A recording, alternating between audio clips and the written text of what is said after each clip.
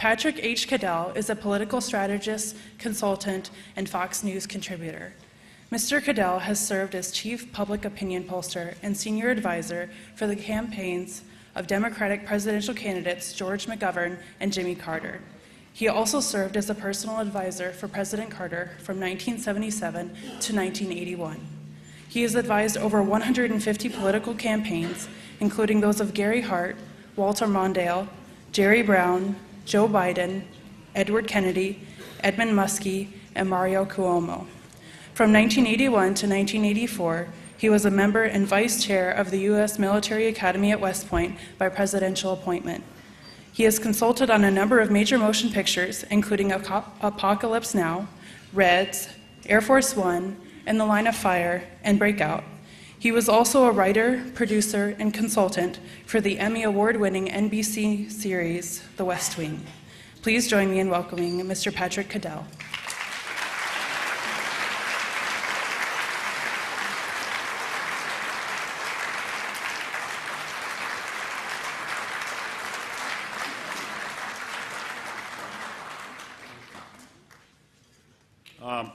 That was a nice introduction. Thank you. There are a couple of things that were left out of my resume.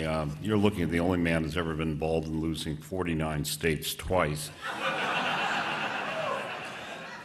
along the way. And I also, when I worked at Coca-Cola, I was involved in the new Coke, which is another story. I could make a movie over. Could really make a movie about that. The fiction is just great.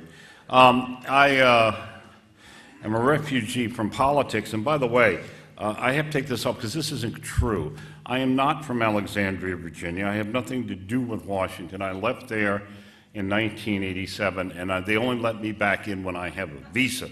I appear on Fox News, some of you know, on Sunday nights on a show called Political Insiders with Doug Schoen and John LaBoudier, and we have quite an audience. And last night I announced that I was talking about corruption in politics, and I said that 1972 I was the youngest person on Richard Nixon's enemies list, and I was sure this year I was going to qualify as the oldest person on Hillary Clinton's enemies list.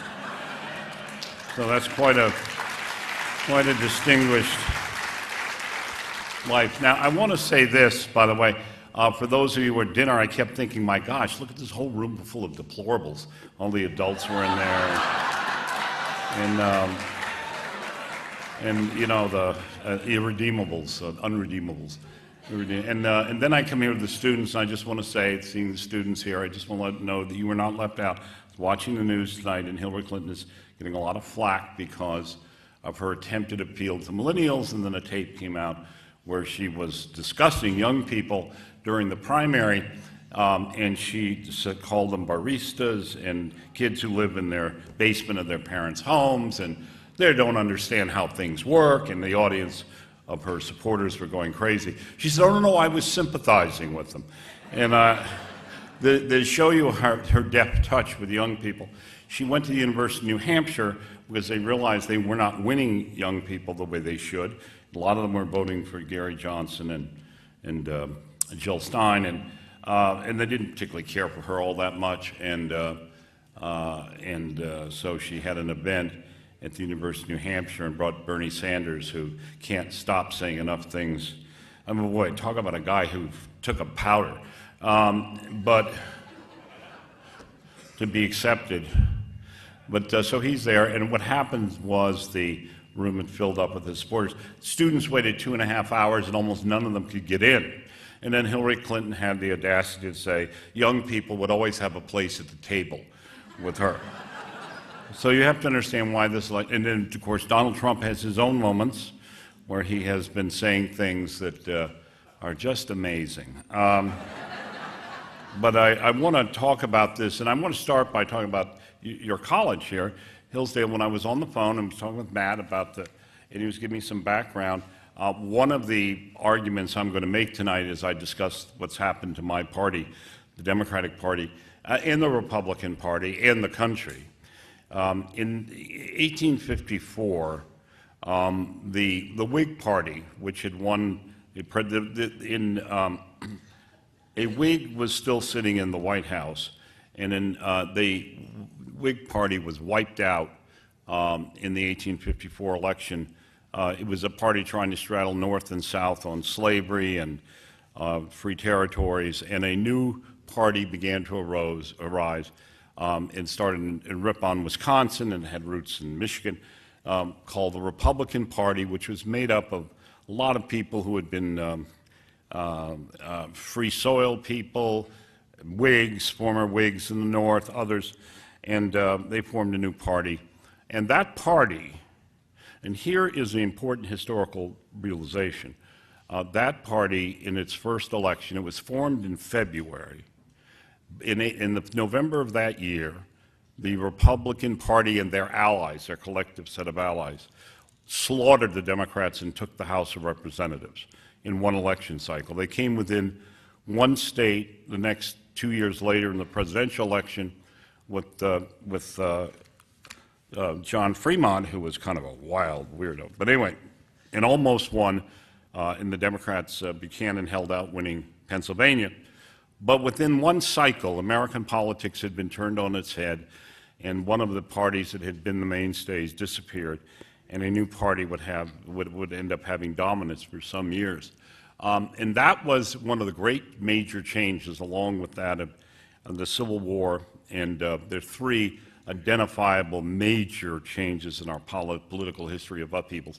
After the Depression in 1932, the emergence of the Democratic Party under Roosevelt as a dominant party in the country, after having been the minority party. And as Professor Hanley said this today, I mean, they had won almost nothing in the 1880s except in 90s, except Grover Cleveland's two interrupted terms and Wilson's term, and then we went back to normalcy for several elections until the stock market fell apart and the country went into deep depression. But the other one was in 1824 and 1828. At that point in 1824, the parties nominated their presidents in caucuses in the House and Senate, the House of Representatives, really. And they would nominate the candidates that were going to run in the parties.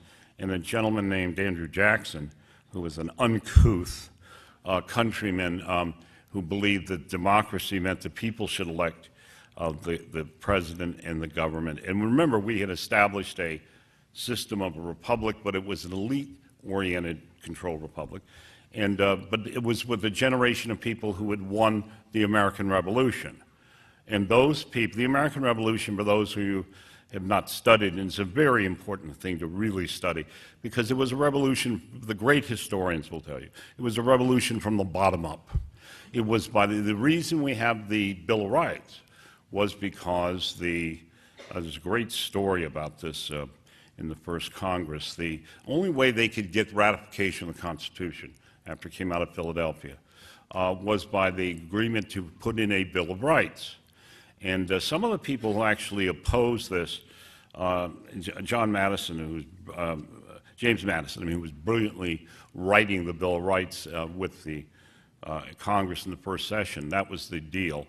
And one of the Georgia representatives got up on the floor of the House and said, this was crazy. I mean, he said, somebody's going to come along, if we're not careful, you think you can write all this down, and they're going to say, that's all the rights you have. Now remember, they had just won a revolution. They knew what their rights were. And Madison came back the next morning and said, you know, I've listened to what the distinguished gentleman said, and he was absolutely right.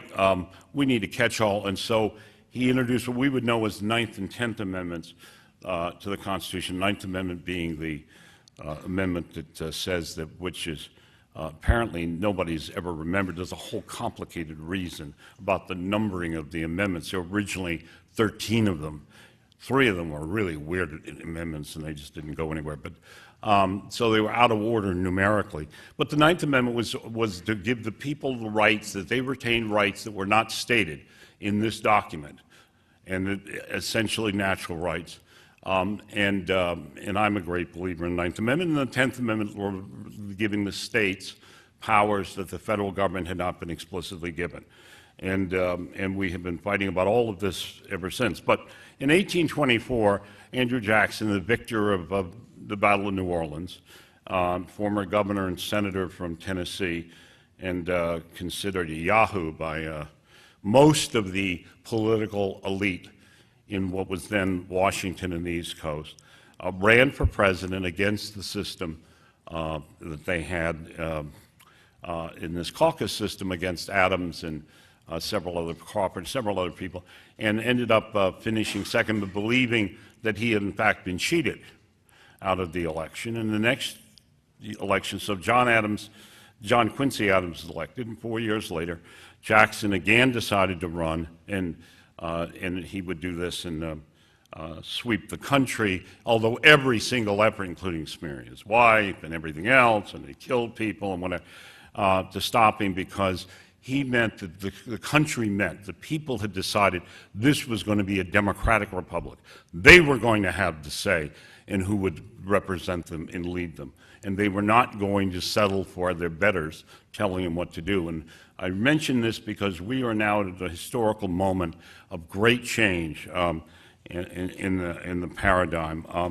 And I want to tell just a little bit of the story of how it happened, where the party is today, and follow up on some of the things. But I really need to talk about where we are today, because we are in a moment of a new political paradigm. We are about to see the old rules are being thrown out, the old system, and the country has risen in revolt. The populace of the country has risen in revolt against the political class, and the economic political class, who have been dominating this country for several decades. And it is, this revolution is real. Now, the mainstream media and the people in Washington, they don't get it. They can't understand what's happened. For those of you who have managed to watch Fox, I've been talking since 2014, the end of the election. I said, we are going to have in 2016 the most chaotic political year of our lifetime, including 1968, and hopefully without the violence. But the American people were, I called it, at that time we had entered what I called a pre-revolutionary moment. I'll tell you what it was. I've been doing this project, which I now known as the Candidate Smith Project. It was a deep attitudinal polls, not the kind of light polls that are done with not very many questions or whatever, designed to reflect the results of the people asking, but to really discover. I had some friends who were donors who gave me the money and said, we want you to explore your hypothesis that something's going on. And I did, and my God, what we found. And since then, and I predicted what I predicted the end of 14, and also I said, which was important, that the driving force of this after in December of 2014, after the independents who joined the Republicans to give the Republicans their second massive midterm victory, when the Speaker, Mr. Boehner, and the Senate Majority Leader, now to be McConnell, went into a back room and came out with the omnibus appropriations bill, in which they gave Barack Obama 100% of everything he wanted. Immigration was fully paid for, Obamacare, what have you. And the Republican rank and file rioted in the country. And I said, they are about the establishment of the Republican Party is in danger of being overthrown. Now, they don't get this. They're still trying to figure out what's happened. And on the Democratic side, this was not a one-sided thing.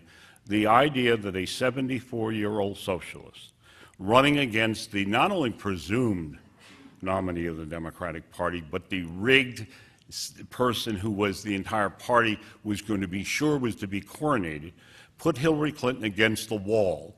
And if it had not been for the rigged rules, which I can mention in a minute about the Democratic Party, he would have toppled her. And that is because the country, and a lot of young people joined up, the people who were supposed to be too egotistical and too much into their own things actually joined up. But the interesting thing, as I like to say all from the beginning, is that Sanders and Trump were supping out of the same trough, but from opposite ends. That there was, in a country that's supposed to be entirely divided, we are divided except by one thing. We are divided, we are unified in massive numbers over the fact that this country is no longer the people believe that they rule. And this country, I will tell you, in its genetic memory, is a country where this is the people's government. And they have had enough of being led to failure by a bunch of elites who basically sit around and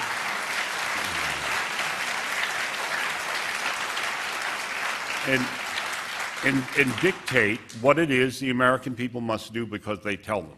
And that includes the mainstream media, which I believe is an extra party here, has basically destroyed, or is in process of undermining the First Amendment. The reason we have freedom of the press was not because the founders liked the press, they hated the press. But the reason was that Jefferson said you cannot have a free government without a free press. So they were the only institution without checks and balances. They would be unencumbered by checks and balances, and a system built on checks and balances, because their job, the implicit bargain of the First Amendment, is they would protect the people from power. They would be the people's tribune.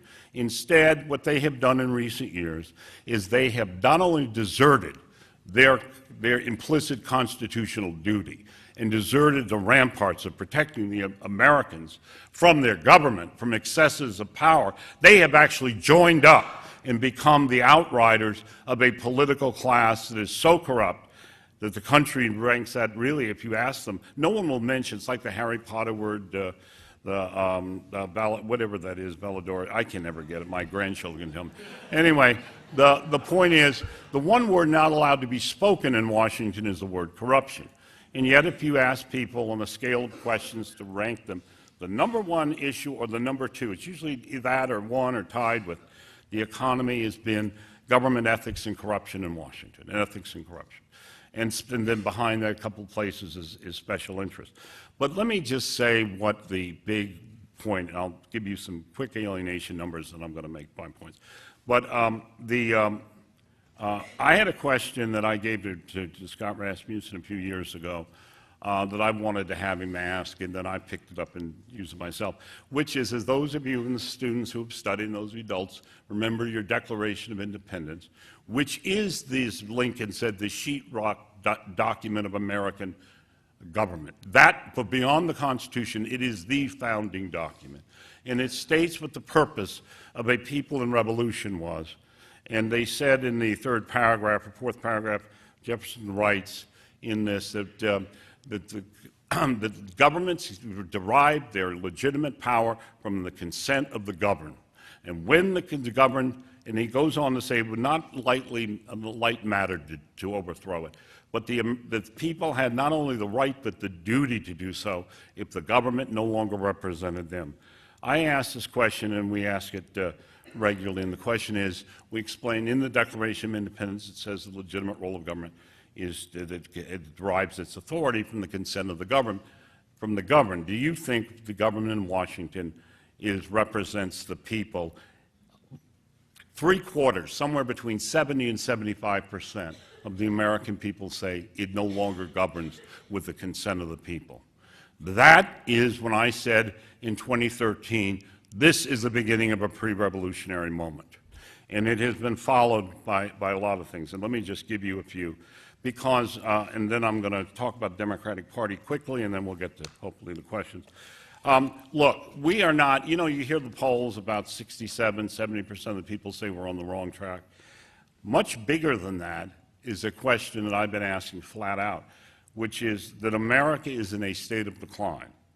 68 before in the past, I just got new numbers, it's as high as 71% in this October of Americans, an electorate says that this country is in decline. People believe that there are two things that frame this moment we're in a big atmospheric way. Another is the question, the people who believe that were you better off financially than your parents were, than adults. That has now actually turned negative. Before, it's been very positive, people saying they did. But overwhelmingly, people said that the next generation, their children, would not be better off. The basic, fundamental, moral commandment of this republic has been, before it was even a country, was people came here so that they could give their children better than they received. 21, 22 generations of Americans have lived that. It is not a bumper strip. We are now in the process, as Ms. Clinton would have a problem understanding, that we are denying our children and the students in this room and the millennials in this country and my grandchildren and daughter and family, we are denying them their rightful heritage, that they would inherit a better America with more opportunity than we got. Instead, we are devouring their future. And that is a moral issue.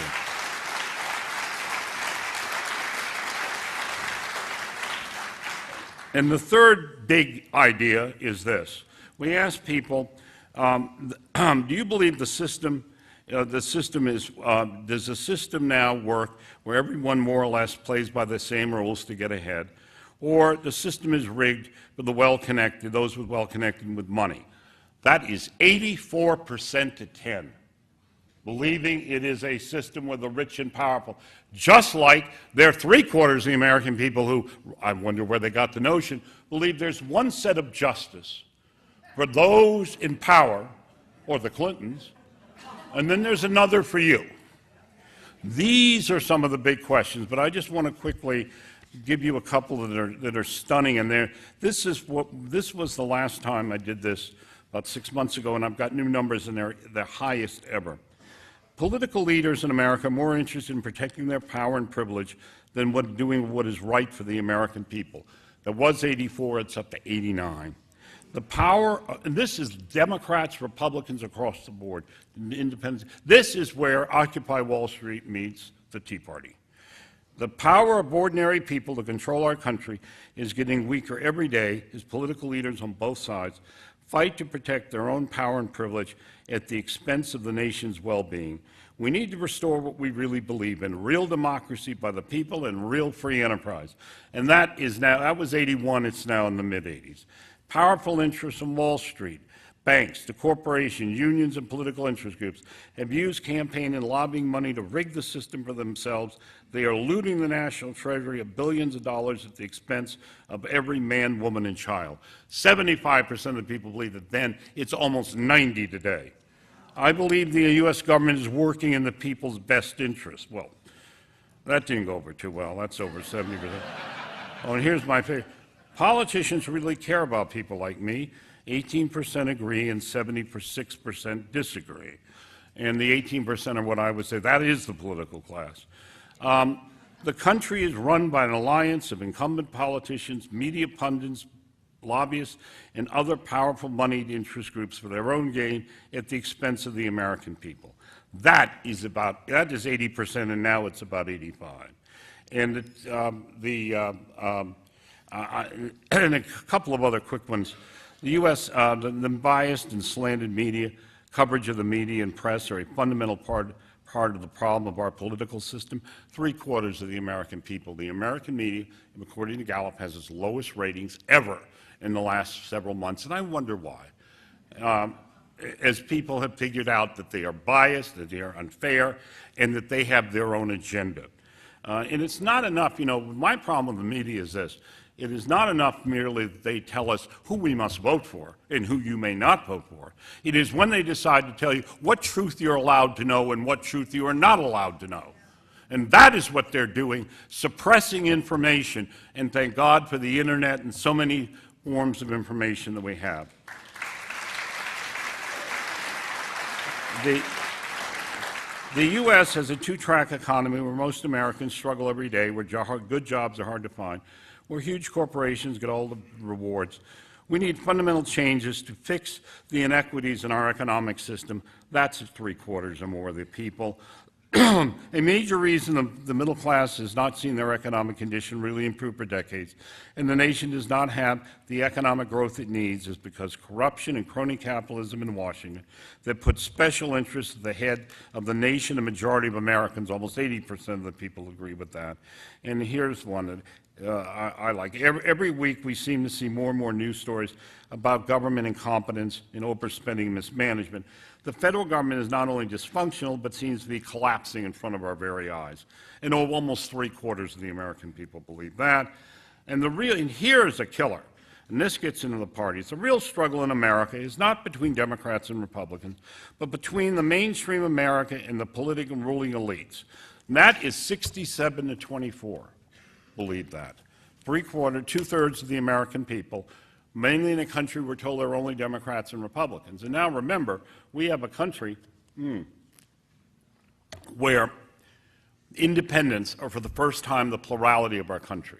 Both parties are on the verge of being really crushed by this election season has been built on a structure done to protect the two parties in power. And whatever differences they seem to have, except, as I said, when they get behind closed doors and start cutting up the pie, and the things that go on, and taking care of themselves and their own interests. It is a facade. This is a Potemkin village of democracy. The American people do not believe they rule, and they do not believe that they are heard. And they meant to be heard this year, and in a system established so it could. And that's how you end up with the Donald Trump being nominated, the most unlikely of all possible people, wins, and Hillary Clinton survives because my party is rigged. And I want to spend a few minutes talking about what's happened to my party, which I describe as a party of memory. Professor Hamby today talked about the legacy of the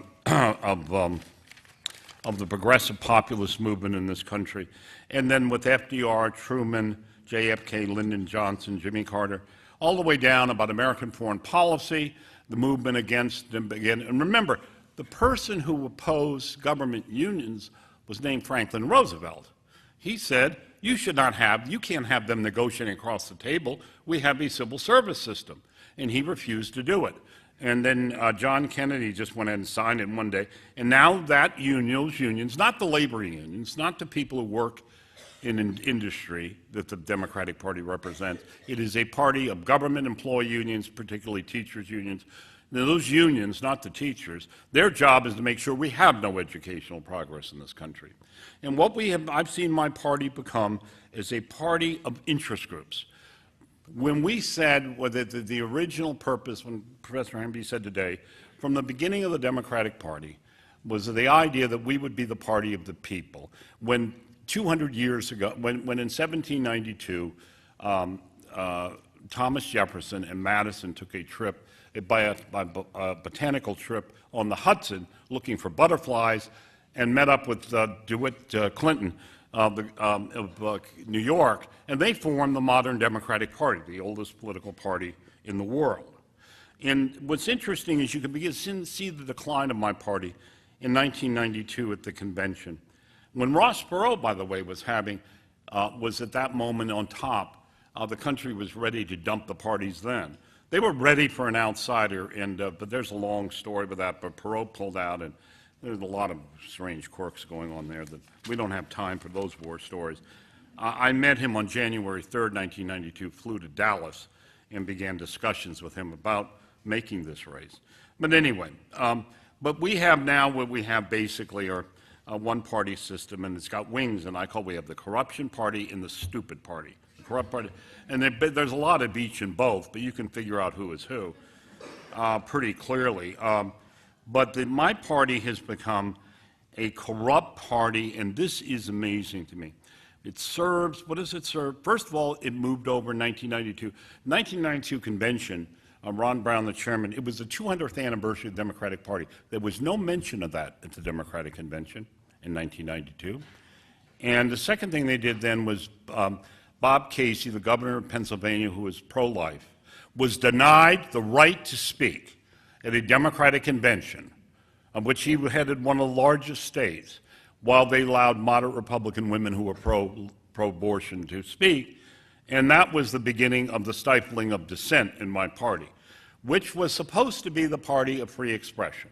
And it has now become a party bent on suppressing all facts or truths.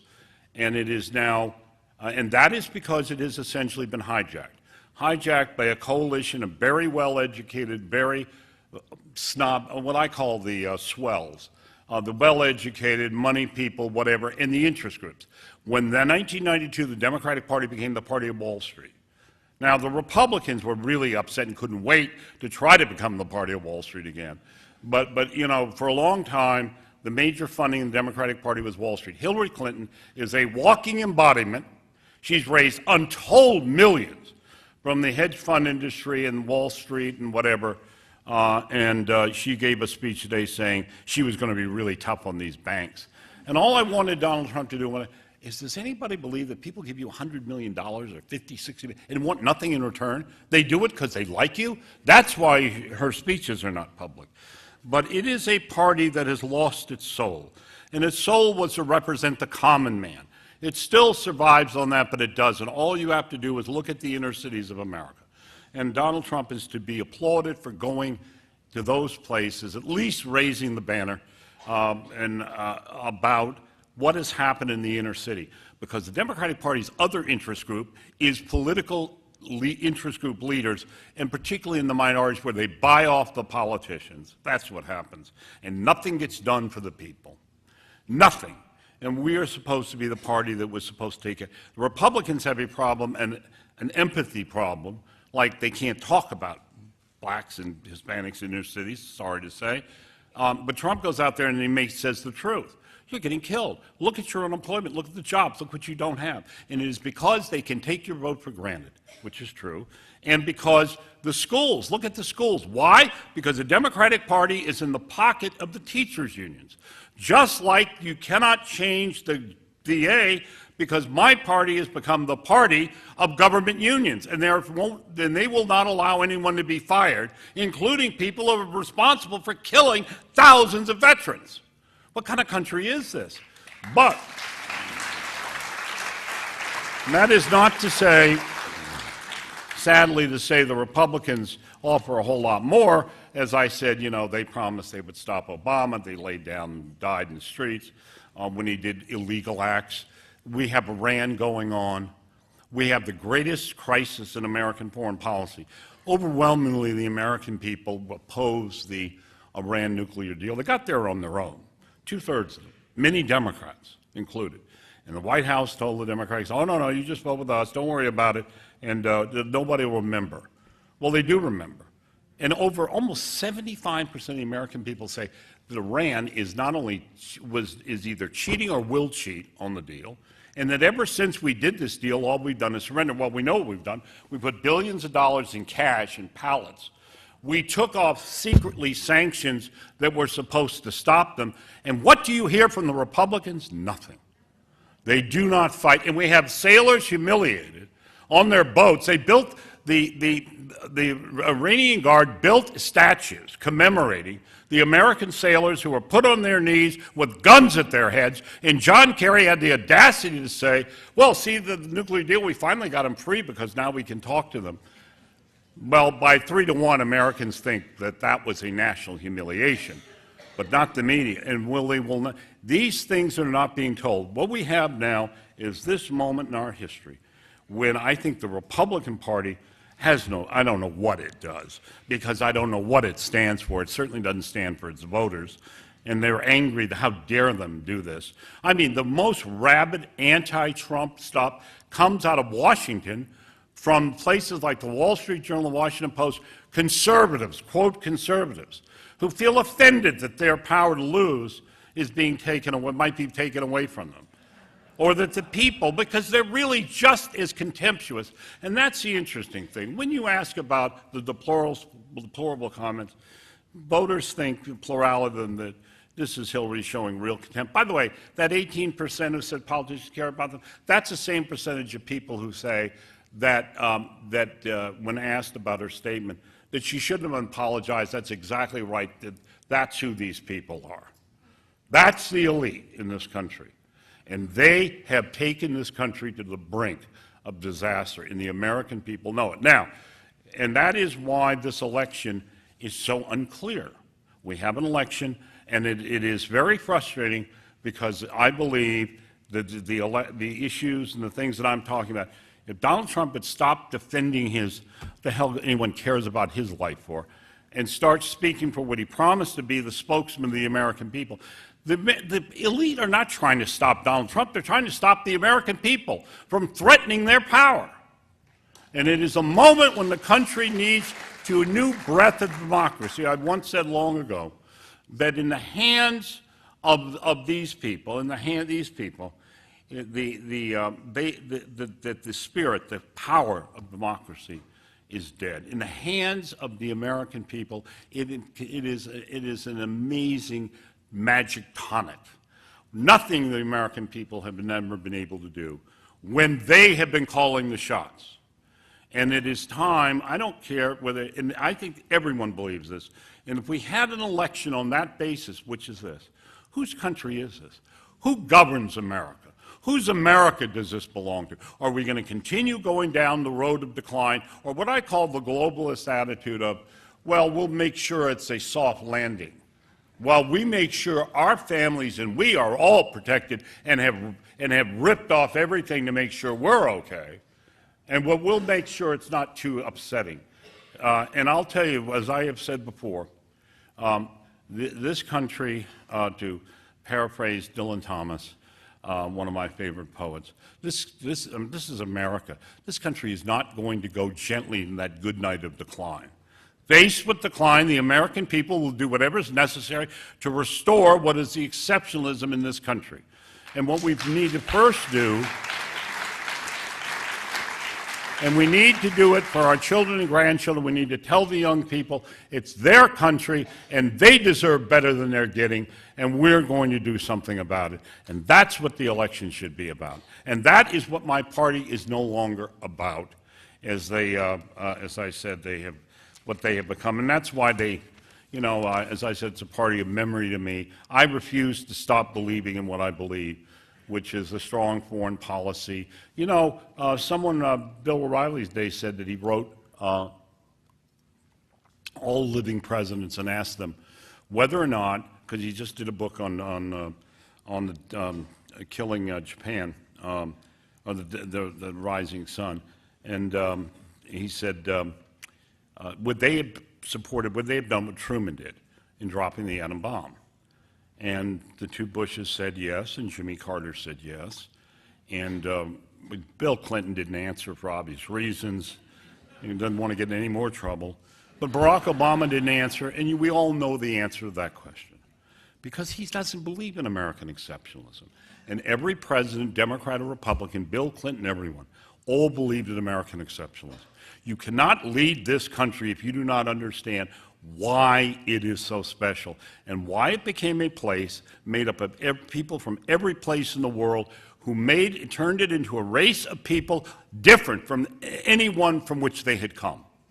And that is the promise of America, and that is what is being lost here. So anyway, that's my take on this, and we can do questions on the campaign or anything else.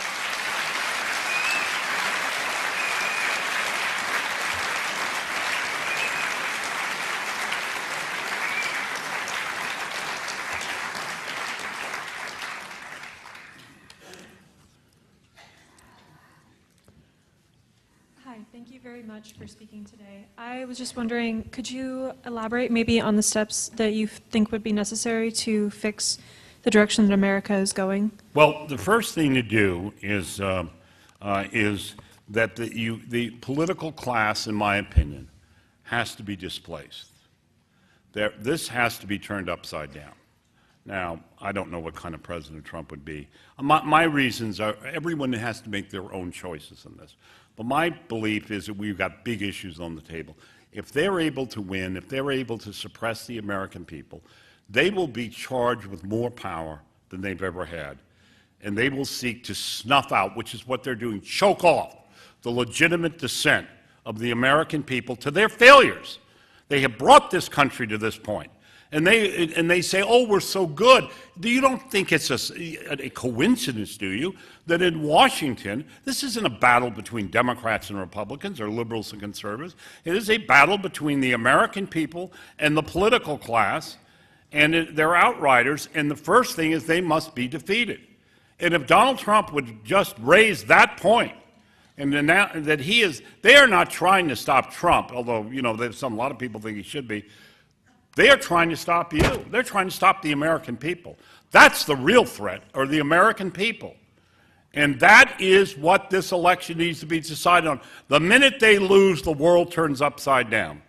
And then I think Trump should do what he promised to do on Apprentice and start and fire these people. You know, let the American people, not him, American people start firing them. People should be, you know what? You fail in any, we are teaching a country that it is okay to fail. We tell our young people, don't worry, you don't have to win. That is, real life is about winning and losing. But it's also about compassion and it's about caring for one another. But for God's sakes, you cannot have a protected class, or as Peggy Noonan calls them, the protected class running riot on the unprotected class, that 18% versus the rest of the country. And this is the first step, because then we need a new generation of new leaders, not people who've been in Washington. They look at this. You have all of these Bush people, these two legacies of the hereditary elite. The Bush people and the Clinton people. And notice how the curtain goes up, and all of a sudden they're all out there on her side.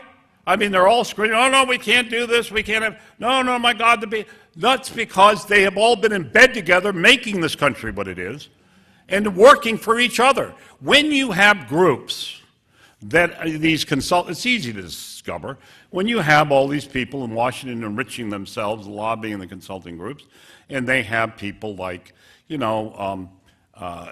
have Scooter Libby was in business with the guy who was got Mark Rich's pardons, Jack Quinn, who was, I used to know him as an idealist.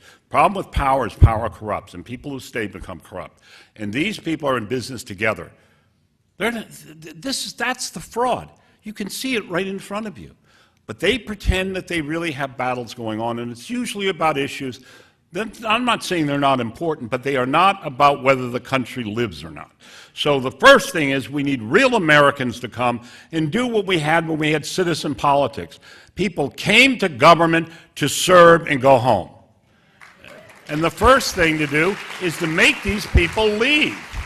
Woodrow Wilson, to his credit, when he was inaugurated, in his inauguration speech, told the lobbyists in Washington, which for them were not powerful, but there were enough of them, told them to pack up and leave town, and they did, because they would have no power in his city, in the reforms that came.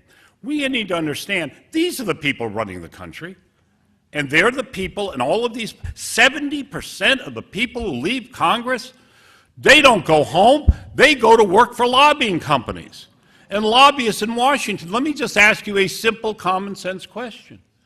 Do you really think when they're sitting there voting and thinking about their future that they're going to hurt the people that they plan to have hire them? Huh? Who do you think they're going to take care of, you or them? And that's why that's got to stop. Barack Obama claimed he was going to stop all this, but like most of what he says, it's a mirage.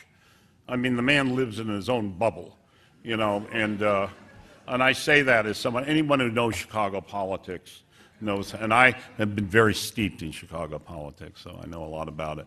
But he is a man, that is I'm sorry, they say Trump is ego-driven, and he is. But Obama is an ego-obsessed, lives in his own dream world as he decides to make America like the rest of the world. Anyway, next question.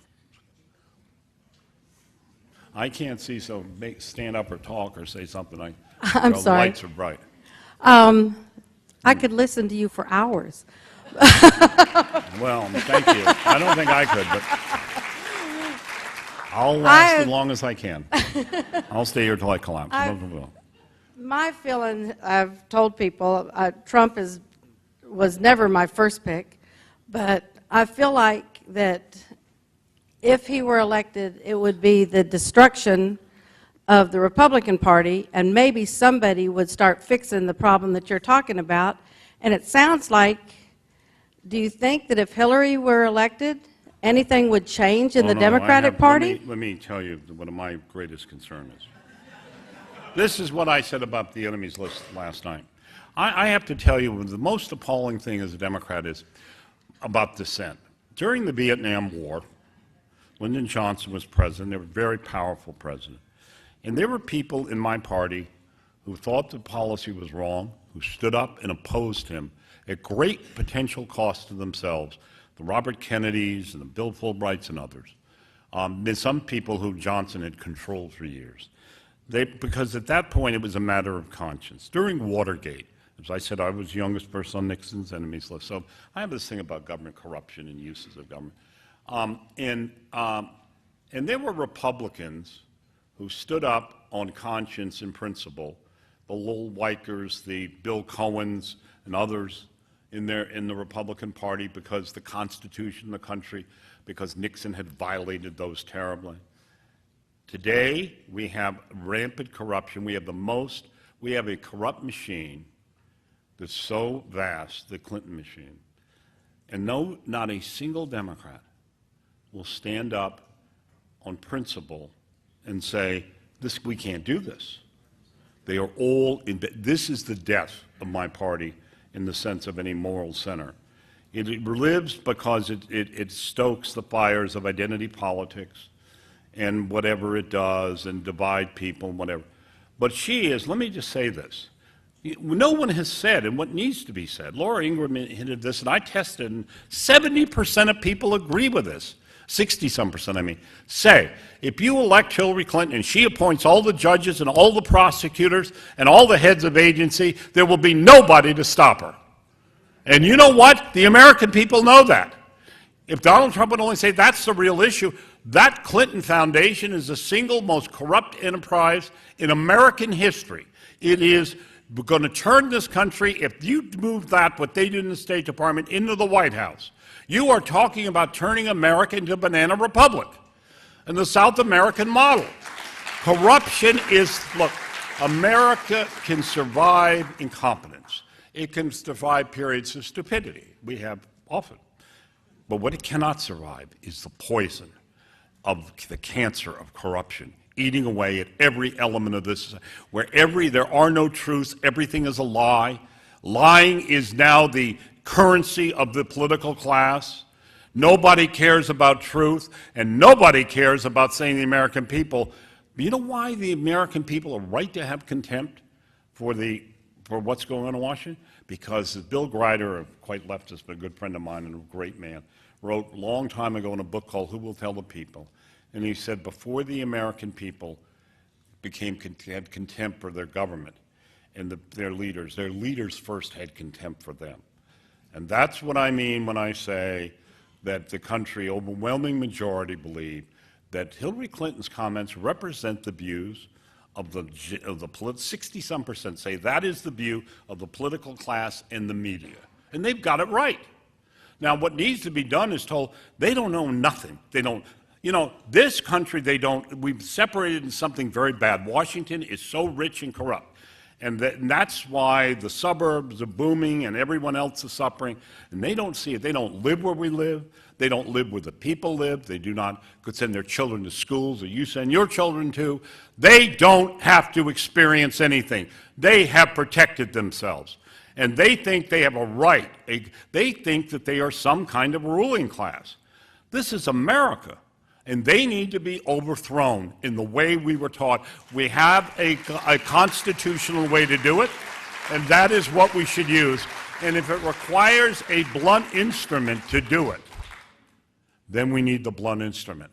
Because right now it's a question of stopping what I believe is the single greatest threat in my lifetime to the future of this country.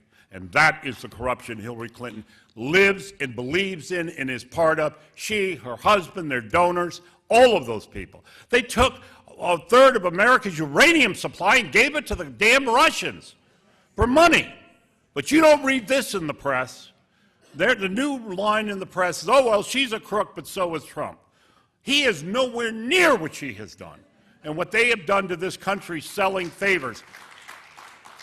Yes, down here we have some people, I think. Oh, go ahead, ma'am. Thank you. This is an interesting discussion. One of the things to me that's been left out of discussion is the role of the voter. You're quoting 60, 65, 70, 75, 80, 85%. We have nowhere near those numbers of people voting, and until the people speak their outrage through their vote, how is it going to change? Well, that's why we have to have an election where someone will speak for them. And that is my frustration with Donald Trump. His job is not to be about himself, but to be about us. And to tell people that the overwhelming majority of people believe this is the one chance the American people have to take their country back, this election, without any names, to take their country back from the special interest in the political class, and that's close to 70%. And all he's got to do is get up there and say, did this thing in a town meeting, all he's got to say, if you people believe what I'm going to tell you this, if that's what you think, there's only one thing for you to do. It's time for them to go. And it's time for us to take a chance. And better we do that. I am so it's just like what happened in England with Brexit, when the elites kept saying the world will come to an end, and not only that, will cause it to come to an end if you dare not do what we tell you. And you know what? The British economy, guess what? It's doing well. How about that? And you see these national uprisings where people in other countries in Europe are saying, you mean we're going to take, we're letting in these refugees, that's how ISIS is infiltrated. And in Germany, when they've had not pleasant experiences in all of Scandinavia, these people have no idea, the rapes, the violence, all of that, and they've said enough. And Angela Merkel is on her way out. And she is the most powerful woman in the world and the most powerful political leader. The people in the world have had enough of this. It is not about, we can have a global society, but we cannot have a society run by a bunch of globalists who are all in bed together, taking care of one another, who think that their job, that their allegiance is to that creed rather than the responsibility to their own countries.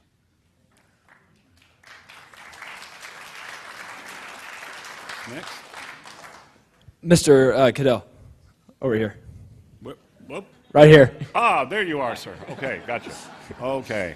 I want to hit on something you said earlier. You said that this is a pre-revolutional... I said that 3 years ago. We are in the middle of the revolution. This is the revolution. Do you believe that this revolution will be one that will break out in violence? And if so, how can we prevent this chaos and violence and still purify our government? Or is it even possible to do one without the other? Well, no, we don't have to have violence, I believe. I'm deeply against that. I believe what Jefferson said when he said, you know, we have the means to do this if we just believe in ourselves. We have a system where they will not, we can talk to each other, we have the internet, we have other things. The country can come to a consensus. It needs leadership badly. But what I have been warning for some years about, if the continuing ignoring of the rightful dissent and alienation of the American people would result in, and if this election fails and she gets in and it becomes what I think, the next time may not be very pretty. But we will, the thing I've always worried about, and I worry about today, and I say this to these elitist idiots, is you think you better worry about, you think Donald Trump's wrong, you have no idea.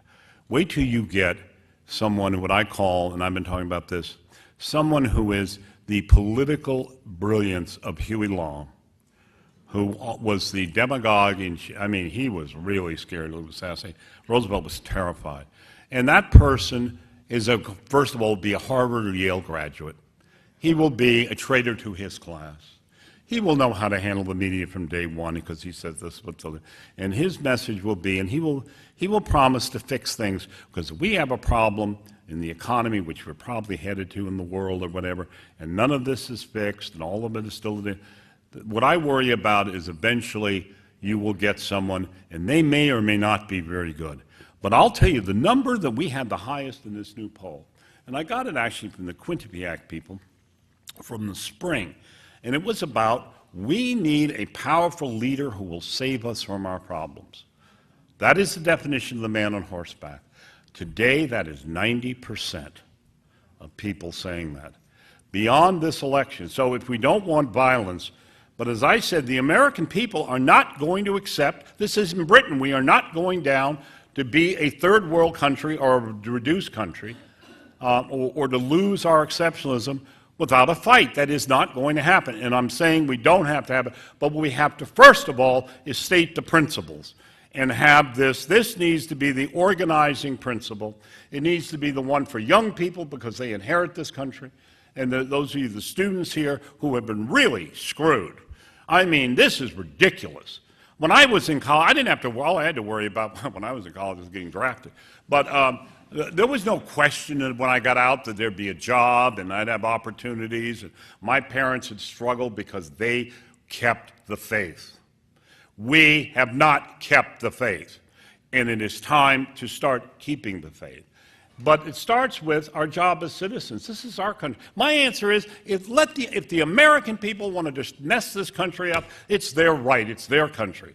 And if they want to end what is the greatest, as Lincoln said, the last best hope of earth, then so be it on our heads. But let us at least try to live up to what we remember, and if they would teach us something, and that's why what you teach is important to colleges, and why we need to get out of this curriculum stuff in these colleges of, oh my God, I mean, which I could frankly tell you could end it tomorrow, what's happening in these public universities. Under Title IX, you just end it all. But on free speech, whatever, is first of all, we need to understand who we are and where we come from. Because when you know that, you'll know it's in your blood. And I don't care where you came from, whether you came from South America or Africa or whatever. People come here to be free and to prosper. And that if you don't do that as a nation, you think the Balkans is a problem? Look at all of us. Our religions don't unite us. Our ethnicity doesn't unite us. Our class doesn't unite us. Our different class, those things tear us apart. What unites us is an idea. And it is the most powerful idea in the history of man. That people should be no longer pawns pushed around by the royals, but that they should be self-determinative, and that people are given God-given rights, and that these are, life, liberty, and the pursuit of happiness, and that we stand for these. They mean something.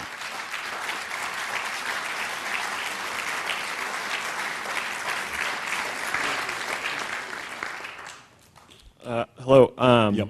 I've heard some accuse Trump of being nothing but a self-promoting opportunist. You, on the other hand, seem to see him as maybe the champion of those not in the political class. Do you think it's possible for him to be both? Well, this country has had its major things. I have an advantage. I've known Trump for many years, and there are many things I can criticize. But his concern about the country is very genuine. He started talking about these things 10 years ago. When he says he was against the Iraq war, I said to Hannity after the last debate, not only Hannity, I was in the room with him. I listened to this. He thought it was a dumb exercise, and to go over and get nothing for it was ridiculous. And I mean, I don't agree with him on everything, but his motivations on that, but he is an egomaniac, and he is, anybody. But look, it had to be somebody from the outside. Nobody in this system was going to challenge it. So therefore, you get the vehicle, and as long as he understands what he seems to be trying to grasp, as he tried to do at the convention, that I am your voice, I am your vehicle. And if he would get up and say that, and my flaws are many, but I stand for the people's right to rule, this election would be over in a landslide. So. He ain't the perfect choice. It was not my choice. I wanted to get somebody, tried to find somebody, because I thought it was time for what I didn't have time tonight to talk about candidate Smith, a candidate who could unite a 60% majority of the American people. But this system wouldn't allow that. And you had to have somebody that could self-fund themselves, and who also understood they could get a lot of publicity. Nobody else would have gotten the attention. And none of the other candidates were going to say any of this. What did they all want to do? Let me just go back to the Republican Party for a primary for that. He had Marco Rubio on paper look really good. What did he want to do? He was going to be for the three stools of his presidencies, he said. One of them was TPP, and the other one was crawling up as far up a certain orifice of the Republican establishment as he could go. And boy, no one cared to hear about that. Ted Cruz, I've told Ted Cruz 2 years ago, this is not about ideology, it's about insurgency. But he had to run as an ideologue and whatever. And people didn't want it. They sent a message. When evangelicals were voting in the South for Donald Trump, they said, something is more important than social issues to us, it's about the country. And the press and the Republicans can't figure that out. Look who MSNBC and CNN filled their show with. First of all, they fill them with the failed consultants, like Mike Murphy, who ripped off Jeb Bush, and Meg Whitman before that. He's now spent $130 million and got Jeb Bush 3 delegates. And he is the most anti-Trump person. He's been hired as an analyst of NBC News. You would think failing. I mean, that's called failing upward in a way that's beyond me. They also have Rick Tyler. He got fired out of the Cruz campaign, and now he's there to attack. You have Nicole Wallace, a Bushie from the second Bush, 43, and she might as well be. She is. They got so many people on CNN, and that's their view. We'll have 4 liberals, and we'll have 2 Trump-hating Republicans, and that's fair and balanced. Even at Fox, look how hard it's been. I mean, you got voices there. This is not easy to make a message, but Trump had those things, and he needs to use them now for the country. Next, no, I'll take some more. I'll last a little longer if they do. People can leave if they want. You don't have to, no one's obligated to stay. This year, the Democrats came really close to nominating a socialist. If in the future they manage to successfully bring up a socialist nominee like Bernie Sanders, would that help the Democrats, or would it lead to more disasters like 1972? Remember what he was saying, except his only problem was with Sanders. I've known Sanders for many years. He's been saying this stuff for 34. No one paid attention. He didn't create this moment. Those voters created this moment. They found him, and at least he was authentic, unlike her. I mean, anyone who thinks she's authentic really must be taking certain kinds of pills or smoking things. I mean, this woman would say anything to anybody. I mean, she's so desperate. And she's repudiated all of the positions of her husband. And then says, oh, we had a great administration, but I'm against all of our things. And when she was for super predators, that was one thing. And when she was taking out women, and I don't think Trump should make those issues. But she's, you know, she is a desperate woman. And sees her role as if I can only get my hands on power. And the people with her, that's all they care about. A lot of people, as I say, with orange hair, trying to get their hands on housing contracts and other things. But no, Bernie Sanders represented a certain authenticity. And what he said about the corruption was real. He just refused to say it about her. And what he should have done, and I have no more, I voted for him, I have no respect for him. I mean, because I knew the Democratic Party was never going to nominate a socialist. Are you kidding? This party is owned by special interests and corporations. They rent the Democratic Party, and they tend to own the Republicans in Washington. And they really, and the fact is, they were never going to allow that to happen. And they made the rules to make sure they didn't.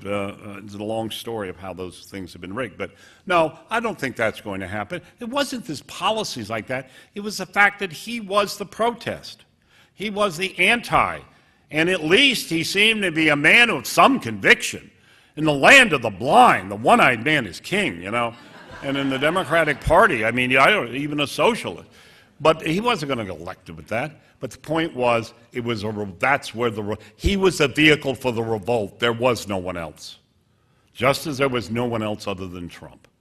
And that is a sad system because they did run and nobody else could or would, or could put it together.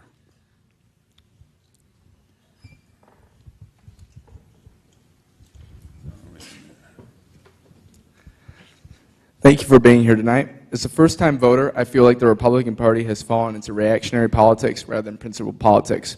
I fully planned on voting Republican until Trump was the nominee.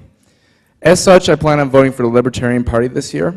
Many young voters feel the same way I do. We see this is not something that's based on principle, but rather based upon based upon reaction. And we feel that both parties no longer speak for us. How does the Republican Party change to become more appealing to young voters such as myself? Well, the only way the Republican Party is going to change is when the grassroots cleans out its establishment of the lobbyist consultant class in Washington that are the most, not only corrupt, but they are the most incompetent people. They lost an election in 2012 I didn't think could be lost. They lose all kinds of things I don't think can be lost. It just has to show you, actually, people tend to favor the Republican principles generally more because they win anyway at the local level. I mean, these people are beyond belief. And, you know, the answer, and I have to say, look, this is an election where everyone has to vote their conscience. Libertarian, I mean, I understand what you're saying. In people, it's hard to vote for, you know, the lesser of two evils is often evil. That's what I learned when I was your age. In 1968, when I was debating whether I could vote for Hubert Humphrey or not against Richard Nixon. And I'll never forget my radical classmate who wouldn't do it. And I was saying, well, I'm going to do it. And he said, no, he said, the lesser of two evils is evil. And you know what? I've thought about that all my life, and it's been kind of true. But this is a special election, and the question is the stakes. And you have to base it on your conscience. If that's how you feel, you should make the protest vote. I would hope that the young liberal millennials would do the same. They're voting for Gary Johnson and Jill Stein. If they feel that way, they should. They don't have to take this. They should protest because they don't have to have this. This isn't their choice. So, you know, do what you think is right and to make that decision. Everyone has to make, I've come to this is the first time I said it publicly, I've come to a big decision because you hear what I think the stakes are. Other people disagree with me. They, you know, people who work with me, they think Trump is a crazy man. And the women who think he's awful, and he can be. But that's because, that's why this election is in flux. 1/4 of the American people don't like either candidate. And they are the people, as I said, this ain't about Democrats and Republicans. It's really not about liberals and conservatives so much, because I get in the numbers, it's all very confused. It's those people who have to, and nobody has put the definition on the table. Are we supposed to have a referendum on Donald Trump so that Hillary can be president? Or should Donald Trump get it off his butt and put out a bigger argument and let this be an election about who owns the country? And then we'll have a different result. Because a lot of those people who don't like people believe very strongly in the numbers I'm saying. And that is a message that would help them decide.